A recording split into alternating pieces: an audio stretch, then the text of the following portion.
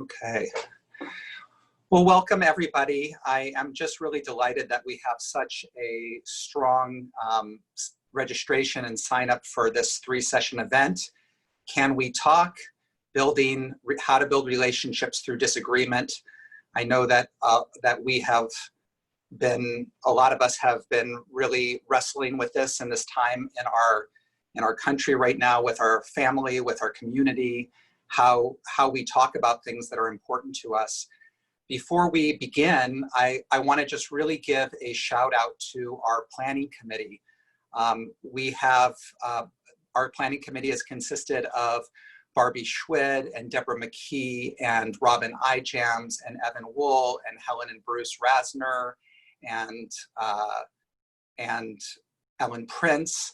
And Lisa Armoni from the Jewish Federation has also been my partner in helping plan these classes, as she's looking on a countywide level about how to be able to offer this kind of programming to an area that is so needed.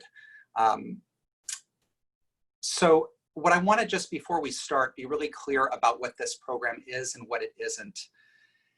This program is not about advancing particular agendas or political perspectives.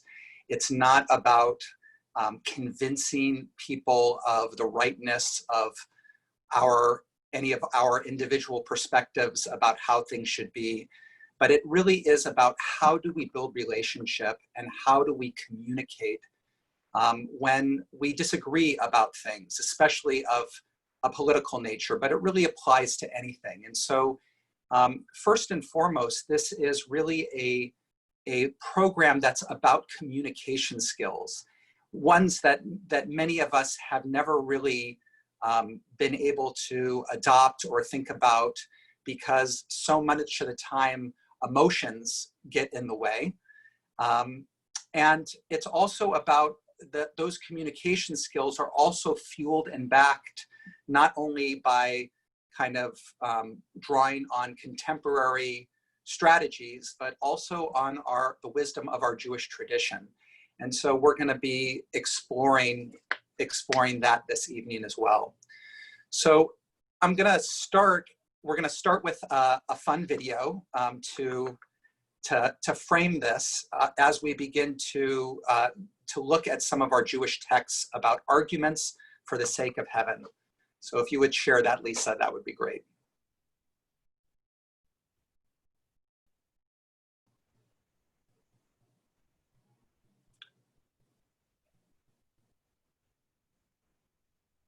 Okay, can everybody see that? Yep, that's good. Yeah, we'll keep people stay muted, so that's good. Okay, perfect. I can see them shaking their heads. Okay, here we go.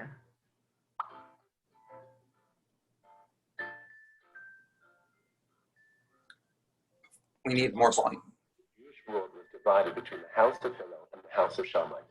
They seemed to disagree about everything.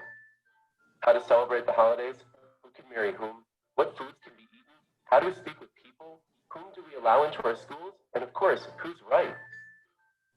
Nevertheless, the Mishnah states that they conducted the many disagreements in a healthy and constructive manner known as disagreements for the sake of heaven. Machloket l'shem shamayim. However, the Mishnah doesn't explain what exactly about these disagreements made them for the sake of heaven. The commentaries in the Mishnah offer 4 explanations. Each one comes with a tip for engaging in constructive conflict. First explanation: despite the sharp disagreements between the houses, they succeeded in maintaining close relationships, eating in each other's homes and marrying with one another. So the first tip for engaging in constructive conflict is debate the issues without attacking people and damaging relationships. The second was that Hillel, Shammai, and their students had a motivation for the disagreements beyond the purpose of winning and gaining honor. Perhaps they were trying to arrive at the best solution for everyone. So the second tip for constructive conflict is check your motivations. Are you trying to win or solve problems? Point 3. In the disagreements between houses, each listened to the other side and was open to admitting they might be wrong when the evidence presented supported the other side. So the third way to engage in constructive conflict is listen to the other side and be to admitting that you may just be wrong. The commentaries make a fourth point. Both Hillel and Shammai and their students equally spoke with the words of a living God. They were both correct despite holding opposite opinions. So the fourth tip for managing conflicts constructively is consider that you both might be right, even though you hold opposite positions. This is how Hillel and Shammai managed their disagreements 2,000 years ago. The question is, how do we today manage our disagreements between peers, family members, neighbors, or even political parties, nations, and religions? Do we too try to maintain relationships while disagreeing? Do we check to see if our motivation is not just about winning the argument? Are we open to admitting that we may just be wrong? Can we acknowledge that sometimes we may just both be right? And perhaps we can also constructively manage the many conflicts and disagreements of today for the sake of heaven.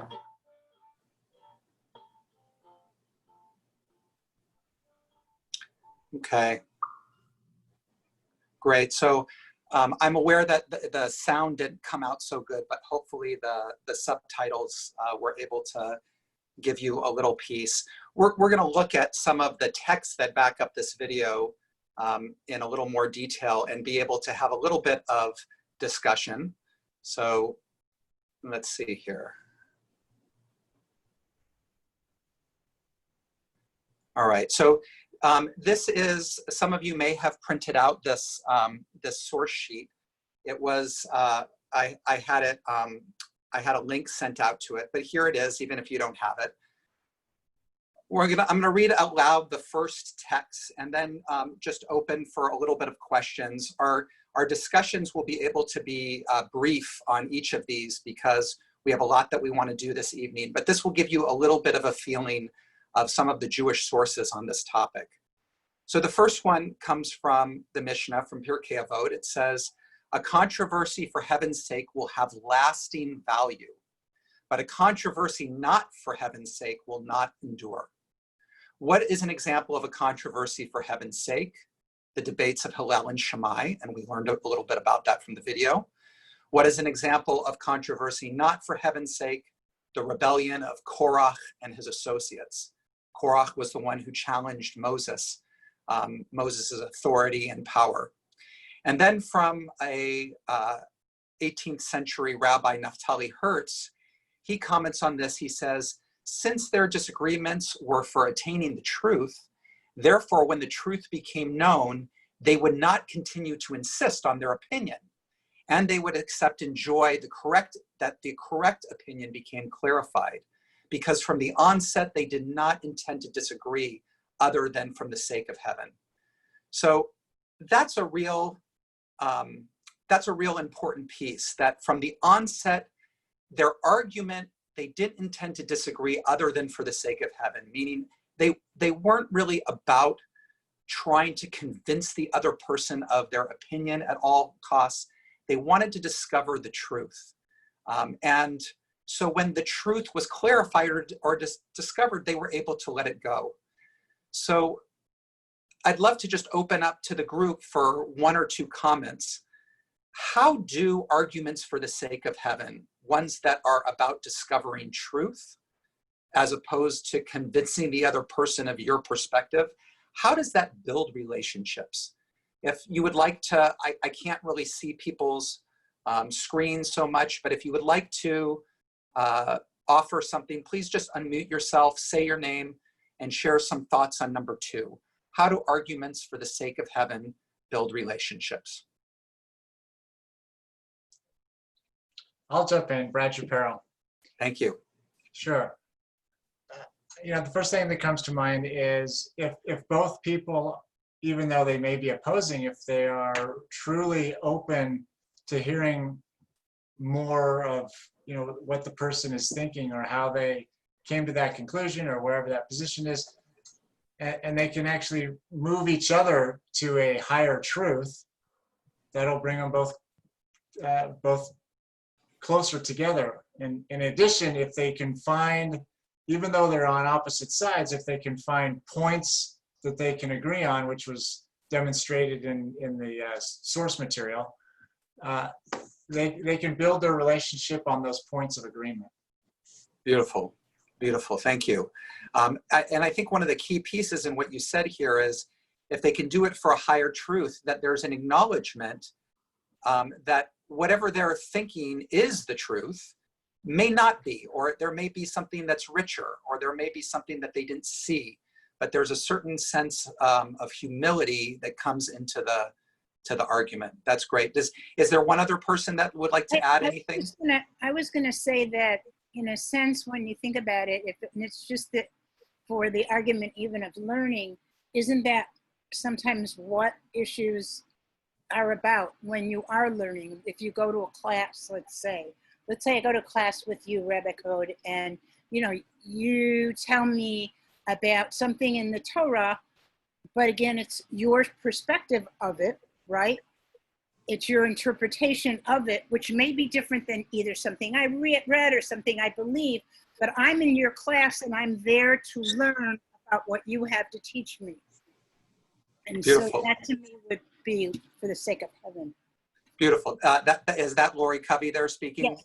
Sorry. Okay, Lori, thank you. So, right, there's an acknowledgement that maybe, and this is a great segue into our next text, which is that maybe there are more points of view on the truth, that even though in a class you might be listening to another person, somebody else might be saying something that's different than you. In that moment that you're listening to that other person, you're considering their perspective and you're open to what they're experiencing, even though you may have a different interpretation.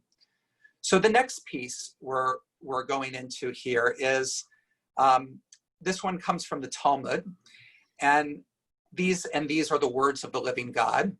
For 3 years, there was a dispute between the school of Shammai and the school of Hillel, the former asserting, the law is in agreement with our views, and the latter contending, the law is in agreement with our views. And then a voice from heaven announced, these and those both are the words of the living God, but the law is in agreement with the rulings of the school of Hillel. So just to stop right there, it's a very interesting piece. There's a certain sense that says there's validity in both. They're both words of God, but the law goes with Hillel. Why? And the second one explains, since, however, both are the words of the living God, what was it that entitled the school of Hillel to have the law affixed according to their rulings? Because they were kindly and modest, they taught their own rulings as well as those of the school of Shammai. And even more, they taught the rulings of the school of Shammai before their own. This should teach you that one who humbles oneself is exalted by the Holy One, and one who exalts oneself is humbled by the Holy One.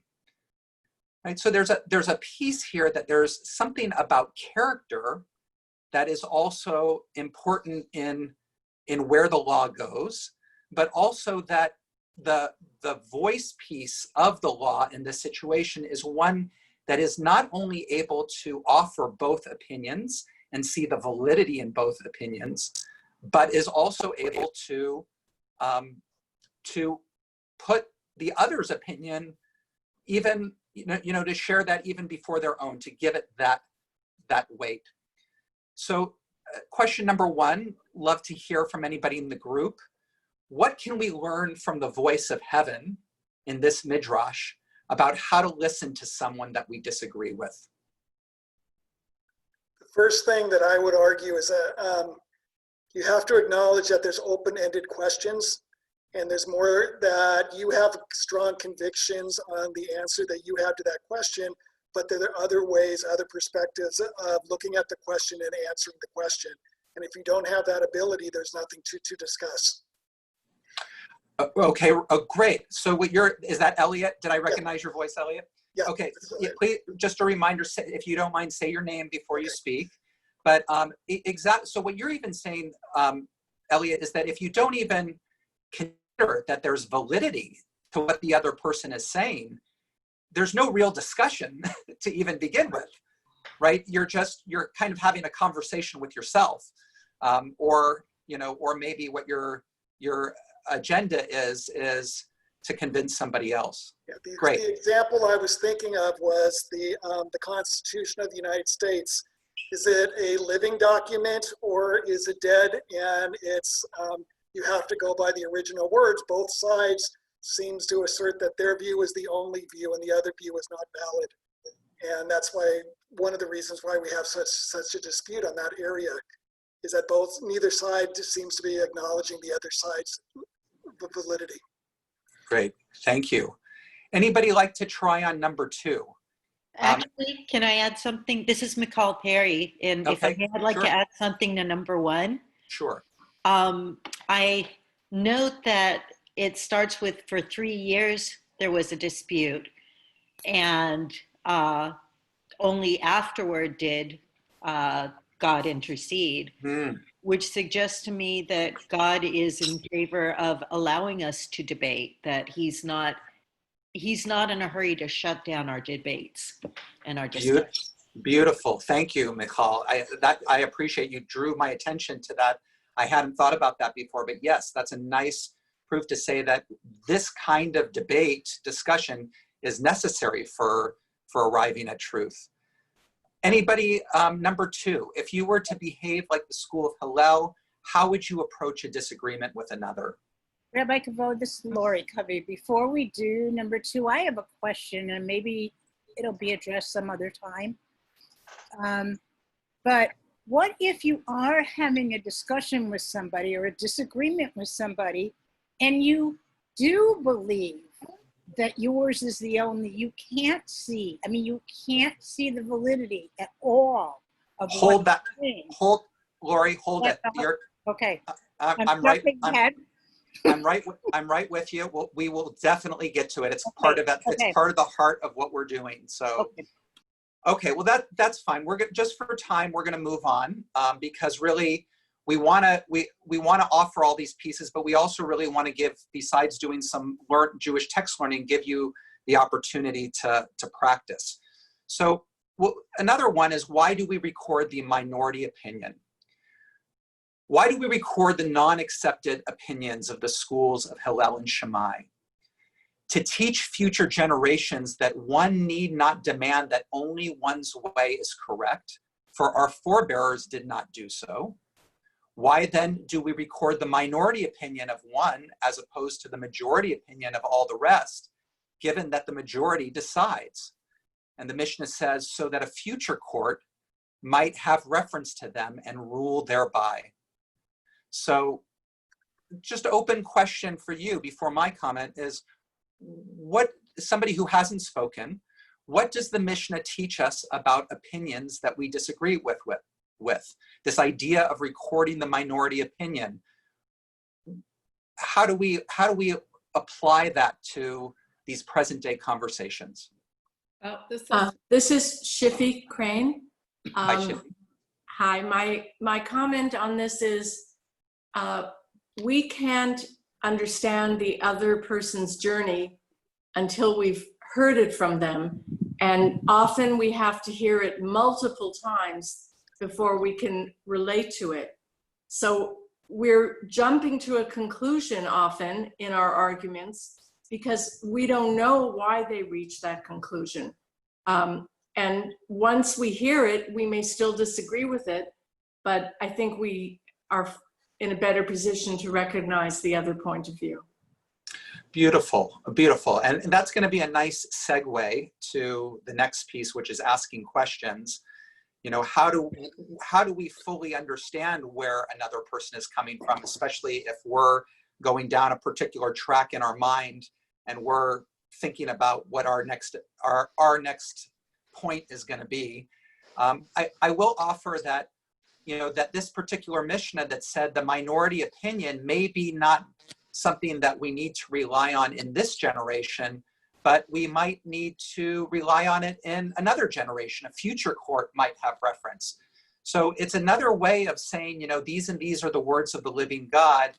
There might be something that we can use to apply somebody else's opinion to a different situation or in another context, and so we want to listen.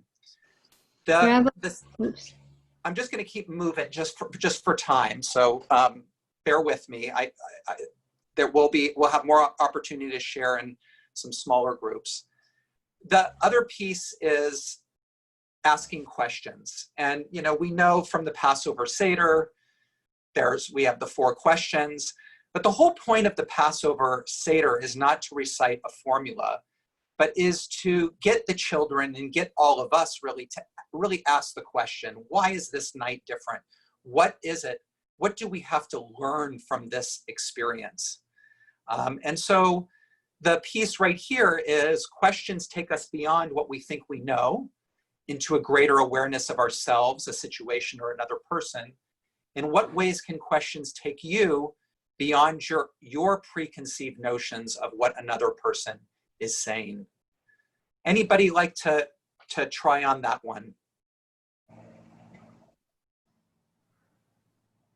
How do questions take us beyond our preconceived notions of what somebody else might be saying?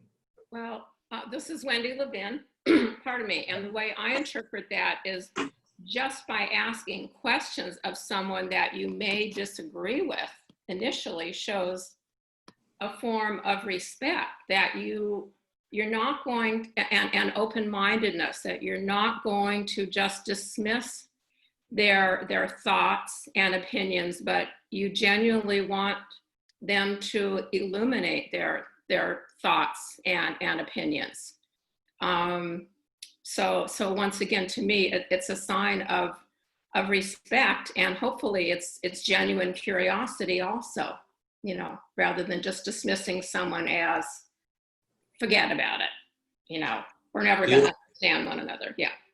Beautiful, thank you, Wendy. Right, by when you talk about having respect for somebody else, there's a belief in coming into the conversation that another person's opinion has value. I think that's one of the key pieces here. And I'm just going to kind of paraphrase number 2, or just read number 2 myself, which is, our tradition asks us to judge every person with extra merit in their favor, to give people the benefit of the doubt and look for what's understandable about their position. And what is the relationship between assuming that the other has good intentions and asking questions? I just want to bring that back to what you said, Wendy, which is that if you are assuming that what somebody is saying has value, then you are going to be curious, right? You are going to want to learn more. And the problem a lot of us come into is, because we already place what the other person is saying in a box that we already have an opinion about, we don't believe that where they're coming from has value.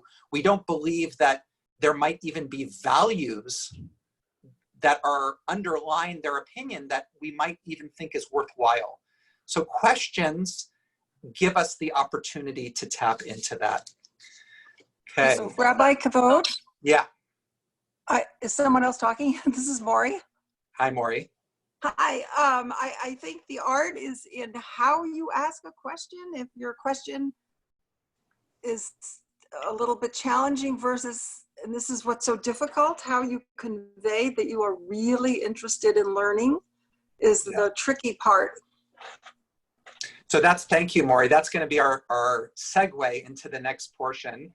I'm going to welcome Lisa Armoni from the Jewish Federation, and I'm going to spotlight you there, Lisa. There you go. Okay, thank you. Hi, good evening, everybody. I just want to say it's so exciting to be here with everybody and to be doing this work with you. And I want to thank Rabbi Kavod for inviting me to be a part of this, and I want to thank the committee for all of their hard work. And here we are after all that hard work. So my job for the next little while is to go from the ancient to the contemporary, right? We're going to talk about some of the skills that we can bring into difficult dialogues to help cool the temperature. The idea is, of course, we don't want to have heated, divisive conversations. And so we know that there are skills that we can use. And as we do this and we go through these, listen for the brilliance of our sages, you know, who were writing these words and having these discussions 2,000 years ago, 1,000 years ago. And here we are now in 2020 in a very polarized time in our country and in the world. And these words are so incredibly relevant and contemporary. So I want to start out by saying, I also can't see everybody, but I'm going to try to get an estimate here. How many of you were able to view the Braver Angels training before coming here this evening. So I'm just going to do a little scan. Okay, quite a few. Great, thank you. Okay, so, and some of you didn't, and that's totally fine. We're going to review it, but I wanted to just see if we're starting from a blank slate or if we've had a little bit of experience with it. So I'm going to make this a little bit more interactive now, since some of you have done it. We're going to really just go over some of the important techniques that the training brings out. And again, for those of you who didn't get a chance to view the video, and if this is new to you, please feel free to ask some questions, because these are the tools we want to take into our breakout sessions when we model these dialogues.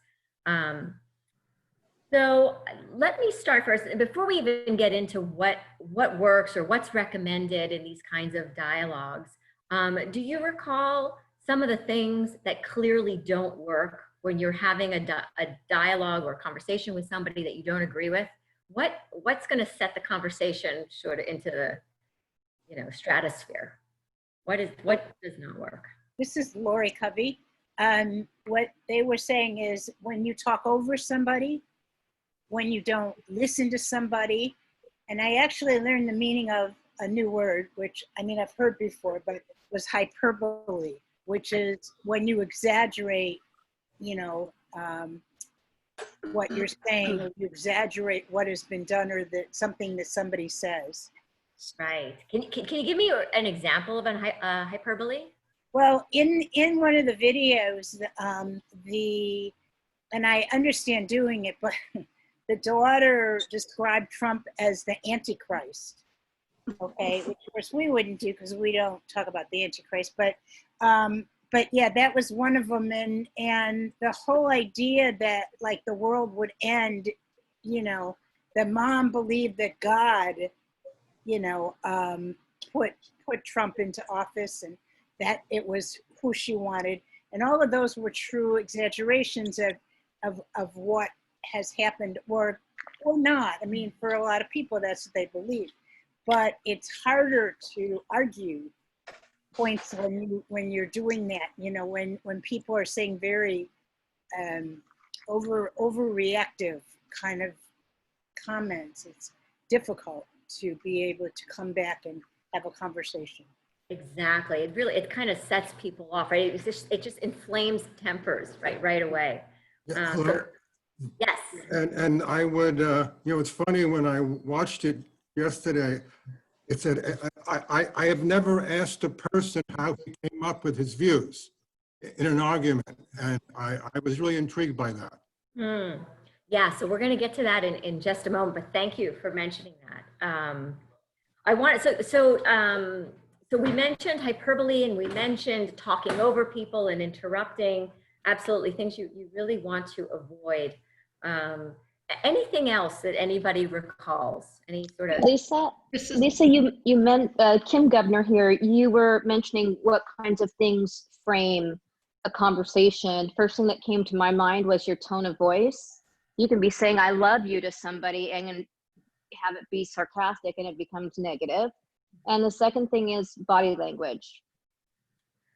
Yeah, those are really, really good points. I'm not sure that they actually talked about them in Braver Angels, but right. Really, really important. And I always, when I talk to my kids sometimes, and we talk about the difference between sending an email and picking up the telephone, or speaking to somebody in person, right?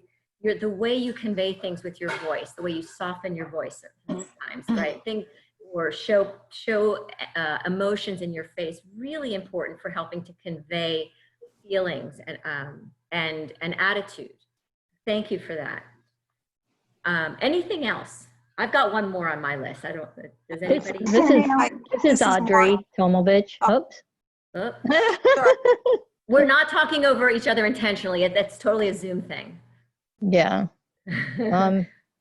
Okay, I'll go if you don't mind. Making it a statement, like it's the true fact, instead of saying this is how I think about this, whatever it is you were talking about. Right, exactly. And we're gonna talk about how we do that, the certain phrasing of sentences to make it clear that you're really expressing your view. And there was somebody else who also wanted to say something. Yes, I did. This is Cindy O'Neill. One of the things they talked about was not using the word you, but it's using I and Yes. in conversation. Right. So you've actually hit on two things, right? The you statement, right? You people, you liberals, you conservatives, right? You are always XXX, right? Those kinds of things, right? Again, it creates a certain emotion, a certain tone that you're creating a challenge from the get-go. And the but too. There's something about the word but, and we're going to talk about this a little more in the context of and about but that says, okay, you've said something.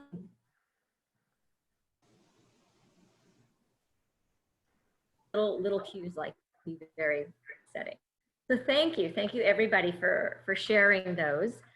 Now let's talk about some of the listening skills that they emphasize on the videos. Does anybody want to share some of the techniques they talked about? Hi, this is Maury. Hi. Can you hear me?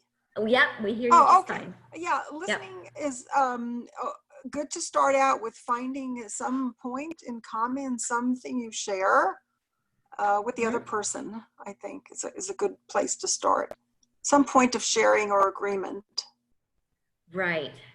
Very good. That idea that we can hear in what people are saying sometimes a shared value or some sort of commonality. We may not agree on a certain policy, for example, but we may have a shared value that is important to us, but it just leads us to different policy conclusions. If any of you last year, that's of that we can disagree very, very seriously about what we think Israeli policy should be, but there's probably something that we share in terms of our relationship to Israel, right? So listen for those kinds of commonalities. Where can we agree? And it involves a little bit of active listening, right? Sometimes you have to search for it a little bit, but when you can find it and amplify your conversation, you can set a very positive tone. Thank you. Other thoughts about listening skills? This is Carrie Bullion. Go ahead, Paraphrasing, using people's words and saying, I hear you saying, I think you're trying to say this. I hear you. Mm-hmm. Mm-hmm. And what does that do? Why is that important and helpful?